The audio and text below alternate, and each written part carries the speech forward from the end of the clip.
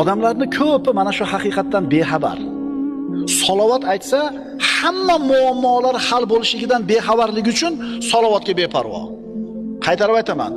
Payg'ambarimizga salovat aytishlik hamma muammolarni hal bo'lishligining sababi. İnsanlarda aqli yetmaydigan, insonlarda qo'lidan kelmaydigan masalalarni hal bo'lishi ham salovatga bog'liq. Ishonasizmi, birodar? Ishoning.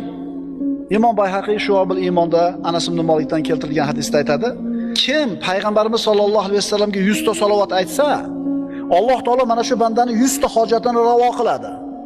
70 tasi oxirat hojatlaridan bo'ladi, 30 tasi dunyo hojatlaridan bo'ladi. Kunda bitta hojatingiz ravo bo'lsa, o'zi qanaqa xursand bo'lib ketasiz-a? Ertaman chiqib kechgacha yurasiz, bitta problemangizni hal qilib kelsangiz, bugungi kunim yaxshi bo'ldi. Bitta problemamni nima qilib oldim? Robbing 30 ta muammoini hal qilib beradi.